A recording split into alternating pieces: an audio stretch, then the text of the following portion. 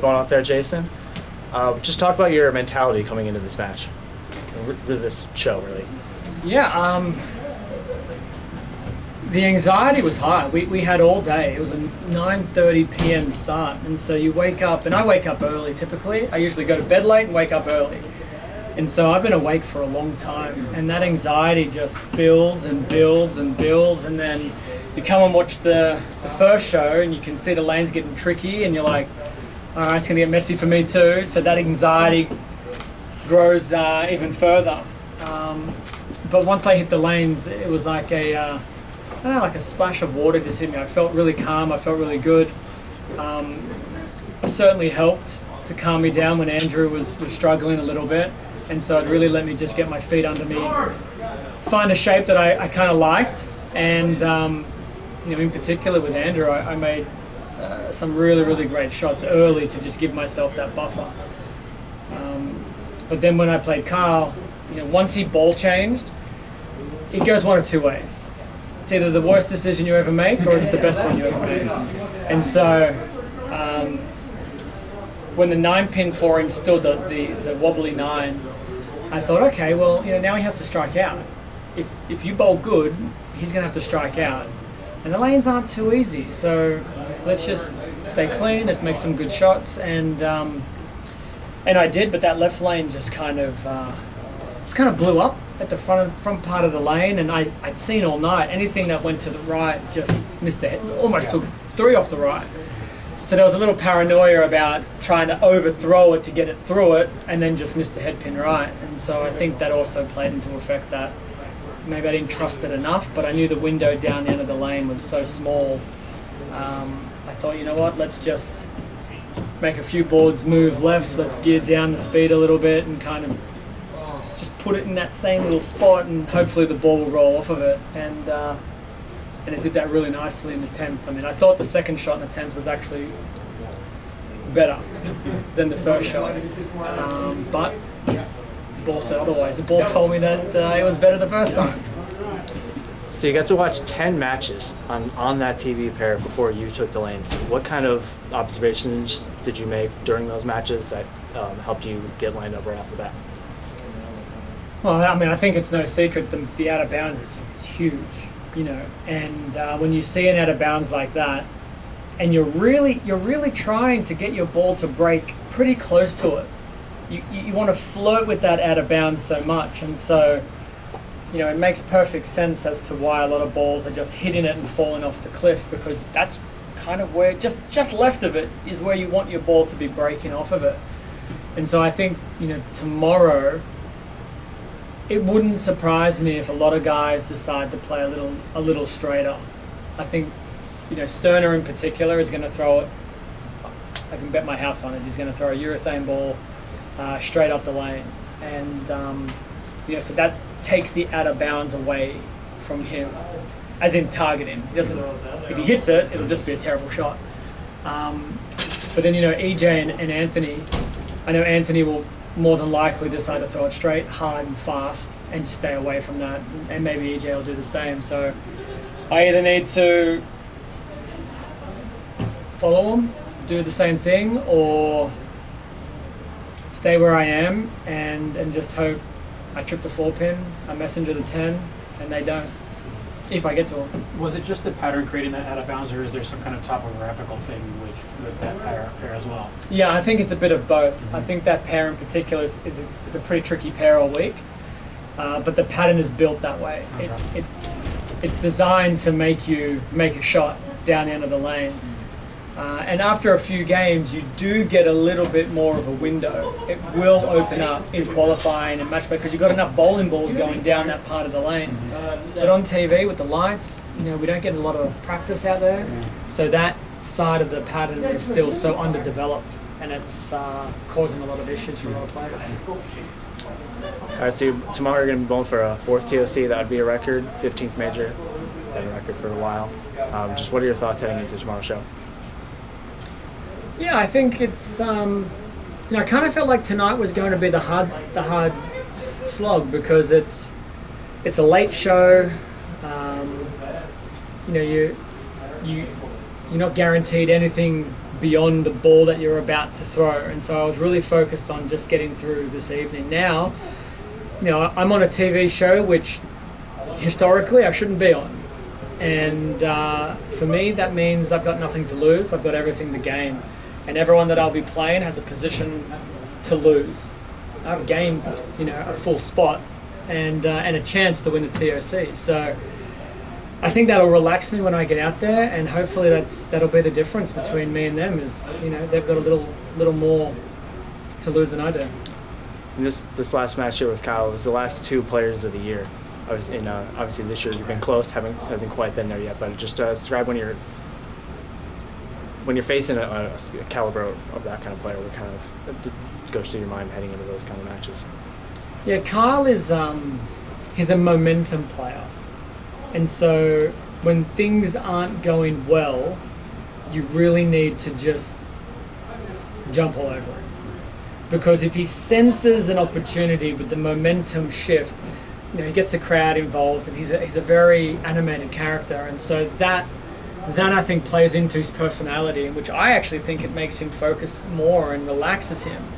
And so when he caught that double, and the fact that I 3-6-10'd in the 8th, I could sense it in him. He's like, okay, now if he doesn't strike, I got a chance to win this. And that's Carl at his best in that moment when he senses I can steal this away from someone.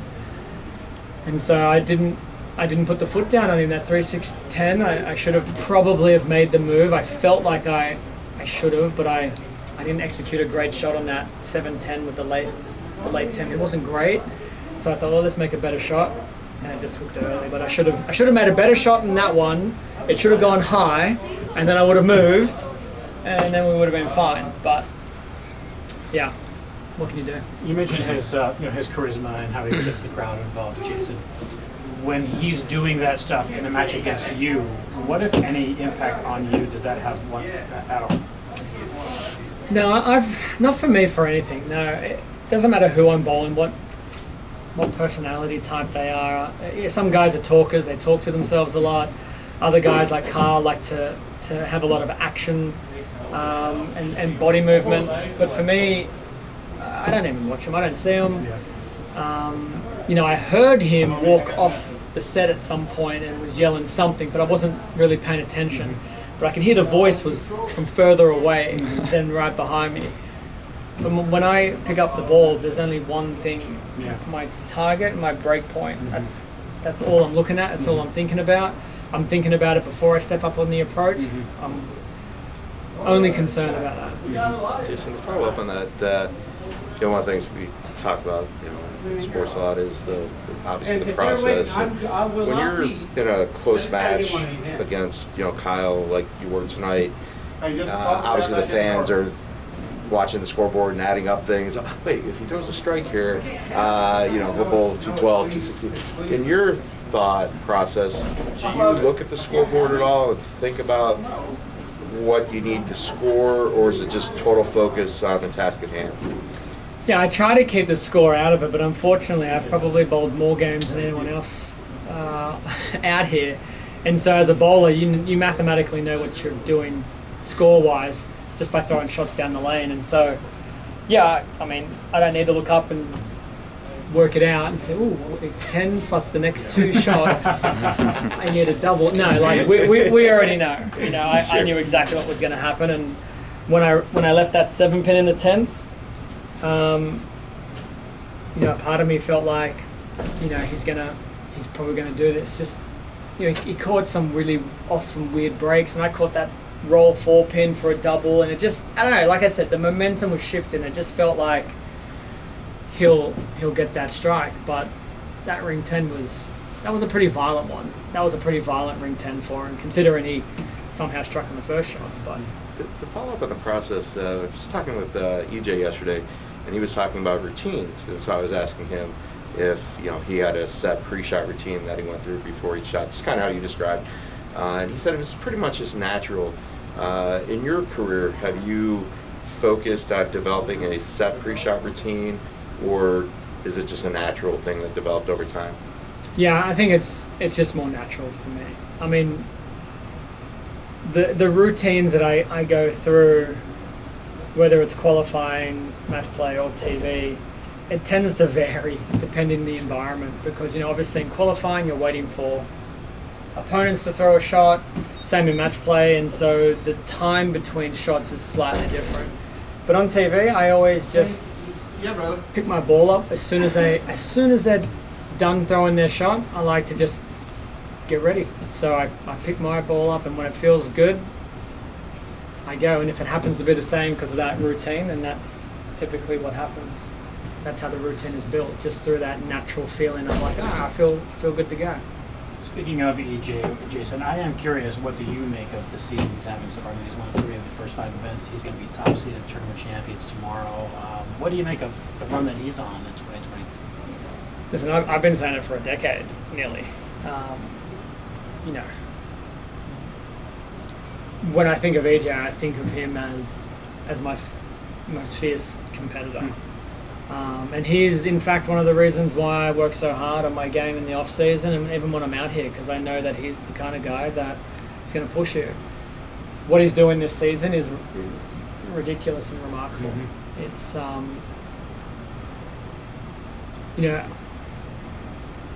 I actually don't know if it's hit him quite as it's probably hit the rest of us.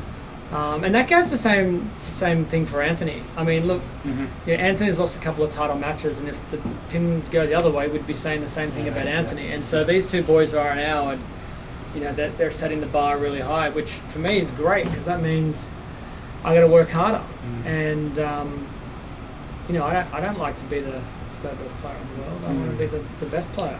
And so now that motivates me to figure it out, get a little better, push myself, push them, and listen, tomorrow if you run that ladder and you win that, you have a huge second half of the season. Who knows? Yeah. Who knows what happens with that vote? But EJ is it's out of his mind right now. Yeah, for sure. Jason, you've told me in the past, last season, that kind of a bucket list goal for you is 20 majors someday. Does that remain in your view, something that you're chasing as a long-term dream goal? Yeah, that's the out of my mind goal for sure. I mean, the way EJ and Anthony are bowling, they're certainly making it a little harder. But that is certainly something that I would love to reach in my career. Okay. And I think of it like, what was more realistic, me getting to 14, or now that I'm at 14, getting to 20? Right.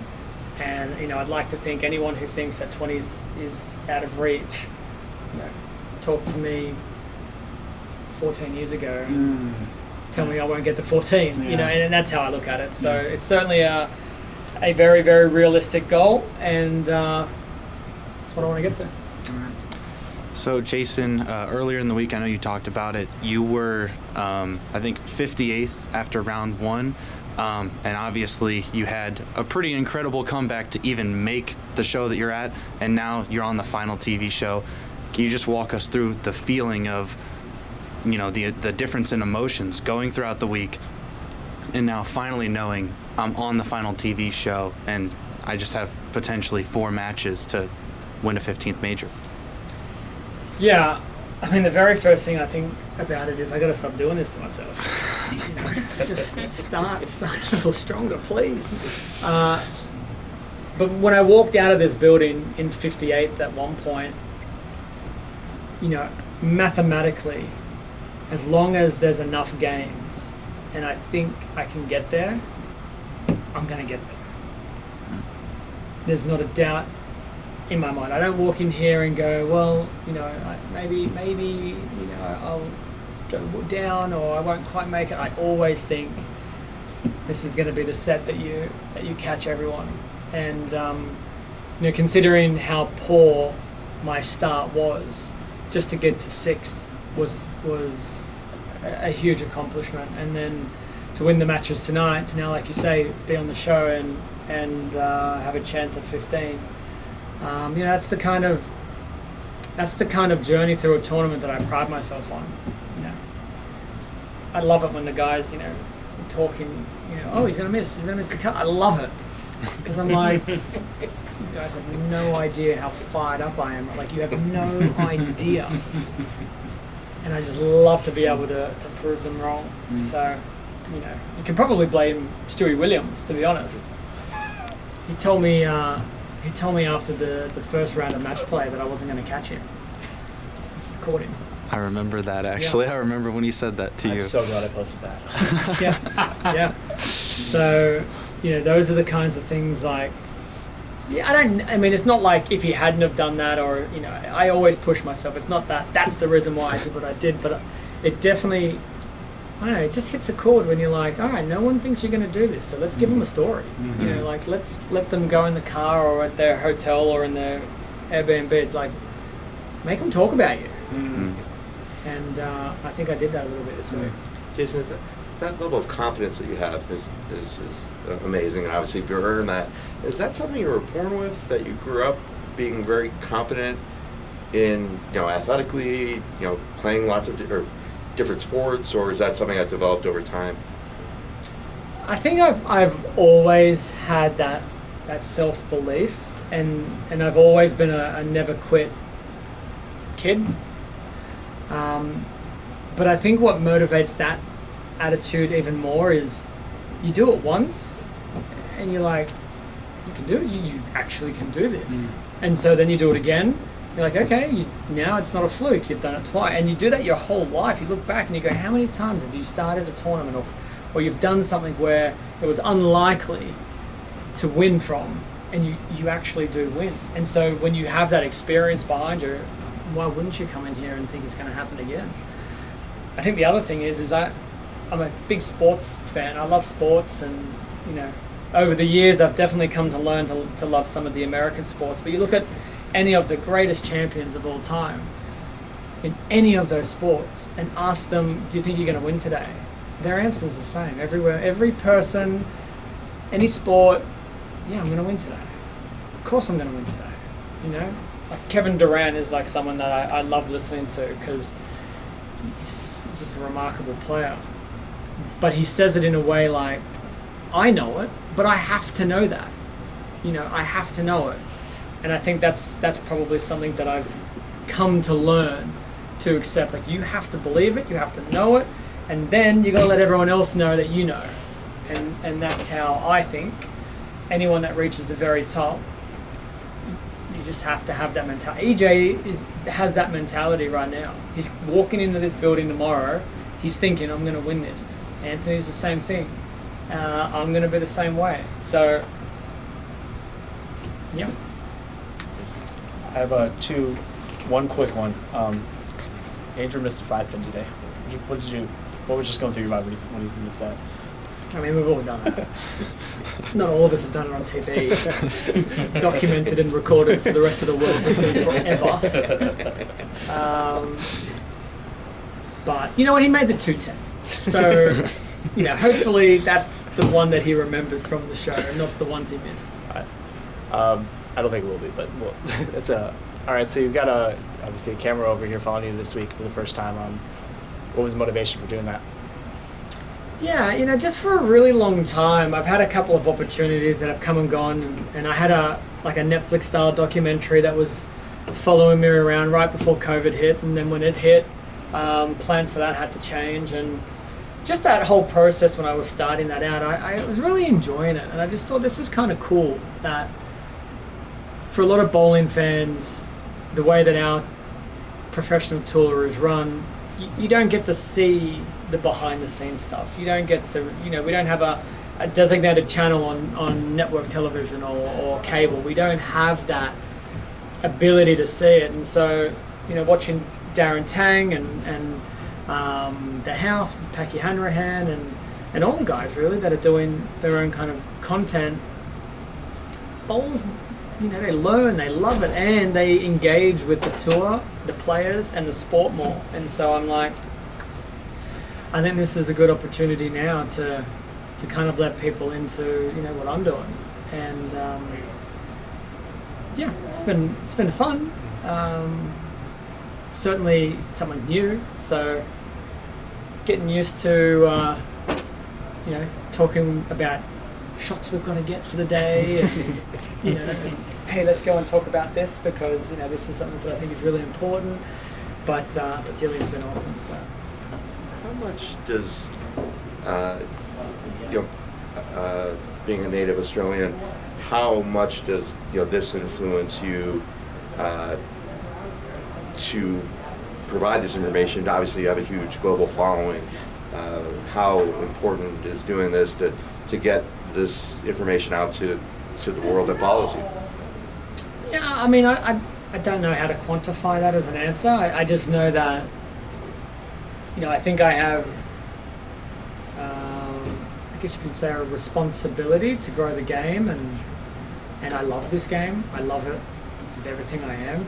And so if this is another avenue in which I can provide value to the game, and if people find it entertaining, if people find it valuable or knowledgeable or educational, or even if they want to not like me more because they can see another vantage point of me, all of that is just about engaging the public into the game that I love. And so it's certainly something I'm enjoying bringing this different aspect. The other cool thing is I have 4 children, 3 of whom understand what's going on, and they actually send me daily vlogs themselves. They send about a minute and a half. My eldest daughter, she's in high school, and she's clever with all the Instagram and TikToks and stuff like that. So every day I get their daily vlog, and I remember when I dropped the first couple of videos on my channel, I texted her back and said, "Hey, listen,